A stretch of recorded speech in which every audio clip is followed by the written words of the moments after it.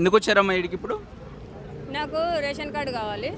Ration card పదే పదే వస్తున్నారు, ఎందుకని ఇంకా సాల్వ్ అవుతలేదు? రేషన్ కార్డు క్లారిటీ ఇచ్చింది కదా గవర్నమెంట్, ఈ కొన్ని డేస్ మీ గ్రామ సభలు కావచ్చు, లేకపోతే అక్కడ మీకు లిస్ట్ వస్తుంది అలా చూసుకోండి అని చెప్పేసి అంటారు. మీరేమో పదే పదే ఇక్కడికి వస్తున్నారు, ఎందుకు అనేసి?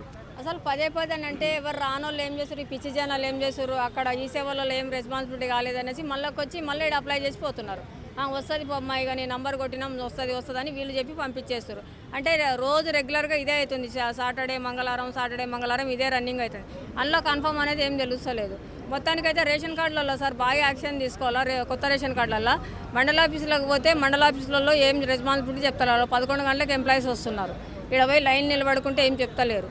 ఈ సేవలలో ఫామ్ తీసుకుంటున్నాం 100 ఇచ్చి, ఈ సేవలో 100 ఇచ్చి ఫామ్ తీసుకుంటున్నాం. ఫామ్కు మళ్ళీ 10 రూపాయలు తీసుకొని అప్లై చేస్తున్నాం. ఆయన ఒక స్లిప్ ఇస్తున్నాడు, ఆ స్లిప్ పోయింది. స్లిప్ పోతే ఏమంటున్నాడు, మీకు రాయమన్నమాట, ఆ స్లిప్ ఉంటేనే రాస్తుంది అంటే నోటి కార్డు వచ్చిన రేషన్ కార్డు పోయినట్టే కదా సార్. మళ్ళీ ఆధార్ కార్డు నెంబర్ కొడితే ఆ స్లిప్ మళ్ళీ ఒకటి జిరాక్స్ చేసి ఇవ్వచ్చు కదా. ఆయన నేను ఇయ్యనా అని అంటున్నారు అక్కడ కూడా. మళ్ళీ మా రేషన్ కార్డు మరి మండల ఆఫీసులో పోయి అడగాలనా, ఎక్కడ అడగాలనేది మాకు డీటెయిల్స్ కావాలా సార్. ఎందుకంటే రేవంత్ రెడ్డి సారు కొత్త రేషన్ కార్డు గరీబ్ వాళ్ళకి అందరికీ ఇస్తా అన్నాడు, ఆయన ఒప్పుకున్నాడు. కానీ మధ్యవర్తులు ఏం చేస్తున్నారంటే ఇల్లు మెసేజ్లు, ఆ 2 రోజులు మెసేజ్లు వచ్చినాయి మనకి ఇల్లుది, మీకు డబుల్ బెడ్రూమ్ వచ్చిందని. సర్వే కోసం వచ్చి ఇంటికాడ ఫోటోలు తీసుకొని పోయారు, రేకులు తీసుకున్నారు, భూమి చూసారు, మీరు కిరాయిల్లో అని అడిగి ఇంటి ముంగట ఒక ఫోటో తీసుకుర్రు. ఆ 2 రోజులు మెసేజ్ వచ్చింది కన్ఫామ్ అని. మరి కన్ఫామ్గా మీకు ఇల్లు వచ్చిందని కూడా ఎవరు గ్యారెంటీ చెప్పట్లేదు సార్. మరి ఎప్పుడు వస్తుంది ఏంటి అనేది మాకైతే రేషన్ కార్డు లేదు సార్. నేను అప్లై చేసిన 2 టైమ్స్ అప్లై చేసిన, కానీ రాలేదు. నాకు రేషన్ కార్డు వచ్చిందంట, నేను పనికి పోయినా, ఇంటికి వచ్చి రిటర్న్ వెళ్ళిపోయిందంట. మరి ఫోన్లో మెసేజ్ కూడా లేదు సార్ నాది అసలు. మరి ఎవరిని నాది ఇక్కడనే ఉంటాను, నేను కడప నాది. నేను ఉంటారు పోలీస్ లైన్. నా పేరు సర్ల. నేనన్నా రేవంత్ రెడ్డి సారు చేస్తాడు, కానీ మధ్యలో అంత మొత్తం ముంచేస్తున్నారు సార్. ఇప్పుడు రేషన్ కార్డు లిస్ట్ నీ పేరు రాలేదు? నా పేరు వచ్చిందంట ఇంటికి. మళ్ళీ ఈ సేవలో అడిగితే ఒక్కసారి అప్లై చేస్తామని వాళ్ళు అంటున్నారు. ఒక స్లిప్ ఉంటుంది సార్, అది స్లిప్ పోయింది సార్. మా స్లిప్ వచ్చిందంట, కొంచెం తీసేయండి అంటే. అయితే ఇప్పుడు ఎవరికైతే ఇవ్వలే కదా, మీకు సపరేట్ ఏమి ఇయ్యరు కదా, అందరికి ఇచ్చినప్పుడు నీకు ఇస్తారు కానీ మరి అది ఇస్తారో లేదో అనేది గ్యారెంటీ తెలిస్తే మాకు సంతోషం అనిపిస్తాయి కదా సార్. బ్లాక్లో కొనుక్కొని తింటున్నాము, మేము కూడా హౌస్ కీపింగ్ పని చేసుకొని బతికేటోళ్ళము. మా హస్బెండ్కి హెల్త్ బాగుండదు, ఇల్లు నా ఒక్కదాని మీద నడవాలి సార్. నేను గరీబ్ అమ్మాయిని, నేను చాలా ఇల్లు లేదు, నాకు ఏం లేదు. నెలకు 3000 కిరాయి కట్టుకొని ఉండాలి, కరెంటు బిల్లు కట్టుకోవాలి, హస్బెండ్ పని చేయలేడు. మరి ఇల్లు లేదు, నాకు కూడా ప్రాబ్లం ఉంది. నేను కూడా ఎన్ని రోజులు పని చేస్తా, ఏదో ఇల్లు ఉంటే మాకు ఇంత కిరాయి మిగులుతుంది. బ్లాక్లో బియ్యం కొనుక్కొని తింటున్నాం సార్. ఆ సన్న బియ్యం కొనాలంటే 60-70 రూపాయలు ఉన్నాయి. మేము అలాంటి వాళ్ళు మేము తింటాము. ఇక డ్యూటీ లేక కూడా తిరుగుతున్నా సార్, ఆధార్ కార్డు పట్టుకొని డ్యూటీలు కూడా లేవు. లోపల ఇప్పుడు ఏమన్నారు రేషన్ కార్డు గురించి? నేను లోపలికి వెళ్ళాలి, అడిగి పోయినా వేస్ట్ అనేసి పోలే నేను. అందుకే న్యూస్ వాళ్ళ కాడికి వచ్చేసిన డైరెక్ట్. నేను అడిగి పోవడం, నాకు చాలా ఫామ్స్ ఇచ్చేసిన, తీసి మూలకు పడేసి పట్టించుకోవడం రెస్పాన్సిబిలిటీ లేనప్పుడు ఎందుకు సార్ ఫామ్స్ ఇవ్వడము? దాని గురించి ఏదో రీజన్ తెలిస్తే కదా మనకు అదొక ఆశ సంతోషం అనేది ఉండేది. ఏం తెలుస్తలేదు. రేవంత్ రెడ్డి సార్ ఎక్కి కూడా 2 సంవత్సరాలు అయింది, ఇప్పటివరకు రెస్పాన్సిబిలిటీ ఏం లేదు. ఇంటికి సర్వేలోకి వచ్చిర్రు, రేషన్ కార్డులోకి వచ్చిర్రు, ఈ సేవలలో కన్ఫర్మ్ చెప్తలేరు. మండల ఆఫీసులో మండల ఆఫీస్ కాడ ఈ సేవల కాడ కొంచెం బందోబస్తు చేసి ఎంక్వైరీ చేసి మీకు వస్తుందని ఏదన్నా చేస్తే రేవంత్ రెడ్డి సార్కి నేనైతే 10 వందనాలు పెడతా సార్కి, దండాలు పెడతా నేను. రేవంత్ రెడ్డి సార్ ఇది ఒక్క సాయం చేయి సార్. మండల ఆఫీసు కాడ గట్టి భద్రం చేయాలా. వాళ్ళు ఏం చెప్తలేరు, ఎంప్లాయీస్ ఏం చెప్తలేరు. వచ్చిన వాళ్ళందరినీ ఫామ్ తీసుకుంటున్నారు, పంపించేస్తున్నారు. అమ్మ మీకు వస్తుంది, తర్వాత వస్తుంది, 6 నెలల తర్వాత వస్తుందంట రేషన్ కార్డు. సార్ ఏమన్నాడు, ఇప్పుడు ఉగాది తర్వాత వస్తుంది అన్నాడు. వాళ్ళు మండల ఆఫీస్కి పోతే 6 నెలల తర్వాత వస్తుందని చెప్తారు. మరి ఏం సార్, ఎవరిని అడగాల ఏంటి అసలు ఏం అర్థమవుతలేదు. మేము అసలు ఎవరి కాళ్ళు పట్టుకోవాలా, ఎవరిని పోయి అడగాల. సార్ అయితే ఎప్పుడు కలుస్తలేడు ఇక్కడ. కన్ఫ్యూజన్లో ఉన్నారు మీరు, వస్తారా?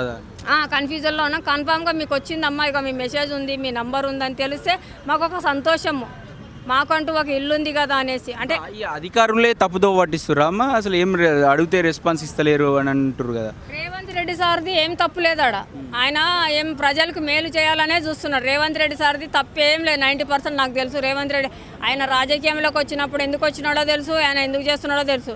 ఈ మధ్యవర్తులు మనసులో నడేట్లో ముంచేస్తున్నారు మధ్యవర్తులు. అది సారు చేస్తే ఏమని చెప్పేస్తున్నాడు, ఎప్పటికప్పుడు సభలో పోతున్నాడు, మీటింగ్లు క్లియర్ చేసేస్తున్నాడు. ఈ మధ్యవర్తులు లేట్ చేసి గరీబుల నోళ్ళు మన్ను కొట్టేస్తున్నారు. మరి ఇది ఆ సారు ఇలా ఇళ్లలో నుంచి ఇస్తారా సార్? గరీబులకు ఏమైనా సాయం చేయనప్పుడు ప్రజాపాలన ఎందుకు, మరి ఇవన్నీ ఎందుకు? మరి గరీబునికి సాయం చేయనప్పుడు ఒక సభ పెట్టండి, మీరు ఒక మీటింగ్ పెట్టి అమ్మ పలానప్పుడు మీకు వస్తాయి, మీరేం డౌట్ తినకండి, మీకు ఈ టైంకి వస్తాయి, నేను దీపావళి లోపల మీకు హ్యాండ్ ఓవర్ చేసేస్తా నేను ఓడిపోయినా గెలిచినా మీకు ఇచ్చేస్తా అని చెప్తే అందరికీ నమ్మకం ఉంటుంది కదా. ఎంతమంది ఆశలతోటి ఎదురు చూస్తున్నారు, సారు చేస్తాడు చేస్తాడు చేస్తాడని మేలుతోటి రావడం పోవడం ఆడికేం పోతావు ఆ పేపర్లు తీసి మూలగా పడేస్తారనే విరక్తి వస్తుంది. ధైర్యం ఇస్తే సరిపోతుంది మీకు. ధైర్యం రావాలా మనకు, సారు ధైర్యం ఇస్తే మనకు అబ్బా వీడికి పోయినందుకు మనకి ఈ పని అయిందని మనకు కన్ఫామ్ తెలిస్తే నువ్వు ఒక్కసారిగా 4 సార్లు రావచ్చు, 100 సార్లు వచ్చినట్టు కన్ఫామ్ తెలుస్తలేదు కదా, ఇంకా వచ్చేటోళ్ళకి విరక్తి పుడుతుంది అంతే కదా. మనకు మెయిన్ ఏంటంటే అవుతుంది అని కన్ఫామ్ తెలిస్తే ఏ గరీబోనికైనా కానీ నమ్మకం ఉంటుంది, ఉంటుందా కదా. పైన వాళ్ళు ఇస్తున్నారో లేదో తర్వాత సంగతి, మీరు ఇచ్చి చూపియండి అప్పుడు నమ్మకం ఉంటుంది. ఇస్తాం అనేసి ఏ గరీబోనికి అన్యాయం చేసుకొని ఉన్నోనికి ఇచ్చుకుంటా, లేనోళ్ళని అన్యాయం చేసుకుంటే ప్రభుత్వం గరీబోని కోసం ఉండాలి, ఉన్నోని కోసం కాదు. ఇంట్లో 4 ఎంప్లాయీలు ఉంటే సాఫ్ట్వేర్ చేసిన లక్షల మీద సంపాదిస్తారు, వాళ్ళకి ఏం తక్కువ సార్. ఇల్లు గూడు లేనోడు రోడ్డు మీద వండుకుంటూ వాళ్ళకి సాయం చేయండి, అన్నం లేని వాళ్ళకి సాయం చేయండి. ఎంతమంది అడ్డం దిడ్డంగా పడి చచ్చిపోతున్నారు వాళ్ళకి సాయం చేయండి. కానీ ఉన్నోనికి ఎందుకు ఇవ్వాలి, ఏం తక్కువ ఉంది అని ఇవ్వాలి ఉన్నోనికి.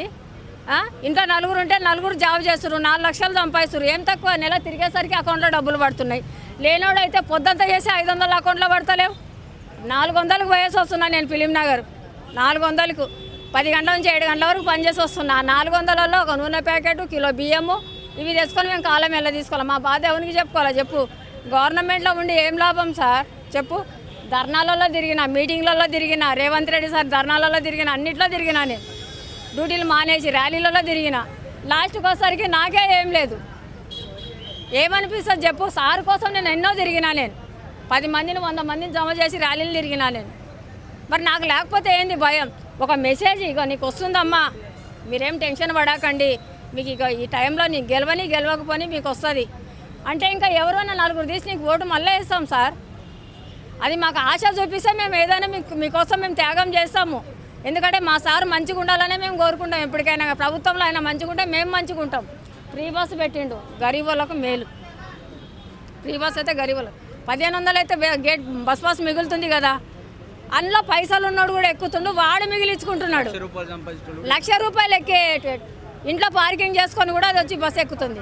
ఏంది సాఫ్ట్వేర్ అంత అవసరమా సాఫ్ట్వేర్కి? ఏం తక్కువ సాఫ్ట్వేర్కి? సచ్చే దాని దినాలు చేయడానికి దాని అందరు ఉన్నారు. గరీబోడు రోడ్డు మీద చచ్చిపోతే ఎవరు లేడు. వాళ్ళ కోసం ఉండాలి ప్రభుత్వం, వాళ్ళ కోసం ఉండాలి.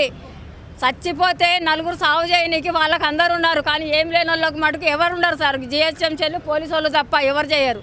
అయిన వాళ్ళు పోయిన వాళ్ళు కూడా అందరు పక్కకు తప్పుకుంటారు. ఒకటి దేవుళ్ళలాగా పోలీసు వాళ్ళు గవర్నమెంట్ చూస్తుంది ఆ టైంలో గరీబోని.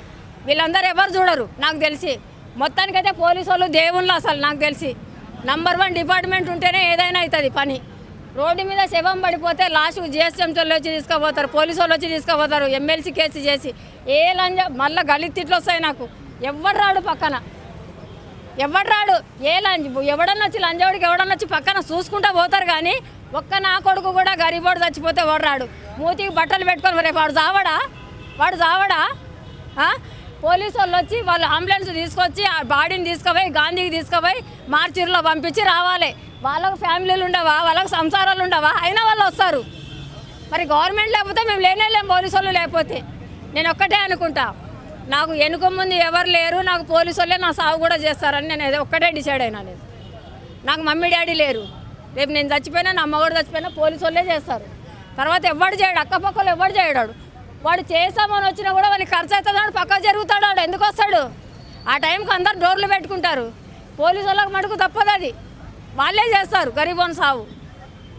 నేనంతే డిపార్ట్మెంట్కి అయితే నేను చాలా ఇది చేస్తాను. నేను పోలీసు వాళ్ళని అయితే ఏడవైనా ఉంటారు వాళ్ళు. నేను ఎక్కువ పోలీసు వాళ్ళతోటే తిరుగుతాను నేను ఎక్కువ. ఇది నా విన్నపం. రేవంత్ రెడ్డి సార్ ఇది ఒకటైతే చేయాలి. రేవంత్ రెడ్డి సారు మంచోడే, కానీ మధ్యవర్తులే చేస్తున్నారు. అంతేనా కదా. ఆయన ప్రతి మీటింగ్లో అన్ని చేయమని చెప్తున్నాడు. మరి వీళ్ళు ఎందుకు చేసి చూపిస్తలేరు? ఎందుకు చేసి చూపిస్తే గరీబులు వీడికి ఎందుకు వస్తారు ప్రజాపాలనకు? వారము మంది తగ్గుతూనే లేరు. ఇంకా ప్రజాపాలనలో స్టార్టింగ్ అయ్యి 2 సంవత్సరాలు అయింది. నువ్వు మేలు చేసే మరి ప్రజాపాలనలో మంది ఎందుకు తగ్గుతలేరు? ఖాళీ ఆడ అన్నం తినికి వస్తారు, ఖాళీ టైంపాస్. అంటే ఇంట్లో కూడుగతి లేదా? అది రేవంత్ రెడ్డి సార్ పుణ్యాన్ని అన్నం పెట్టిర్రు. అది ఏం మీ ఇంట్లో అన్నం అడుగు బలిసినోడు కూడా వచ్చి ఆడ తింటుండు. అది గరీబోని కోసం పెట్టిర్రు అన్నం. అది ఆడ లైన్లో ఉండి తినడం అవసరమా? డిపార్ట్మెంట్లకు గరీబోళ్ళకి అది. బలిసినోడు బస్సు ఎక్కుతున్నాడు, వచ్చి అన్నం తింటుండు. ఎవరికి ఆడ అధికారమే లేదు అసలు. అర్థమైందా సార్? పుణ్యానికి ఏం రాలే గవర్నమెంట్ సొమ్ము, బలిసినానికి ఏం తక్కువ. ఇంట్లో పోయి తిను, గరీబోడు తింటాడు ఊర్లో నుంచి వచ్చినోడు ఆడ. నేను రోజు చూస్తున్నా, అందుకే మంగళవారం శుక్రవారం కంపల్సరీ వస్తాయి ఇక్కడికి ఏం జరుగుతుందని చూడనీకి. నేను మళ్ళీ న్యూస్ వాళ్ళని కావాలంటే నేను మళ్ళీ మాట్లాడతాను రీజన్స్, మళ్ళీ అన్ని మైండ్లో పెట్టుకొని మళ్ళీ మాట్లాడతాను నేను. ఓకేనా? Thank you. అంతేనే కాదా? కరెక్టే కాదా?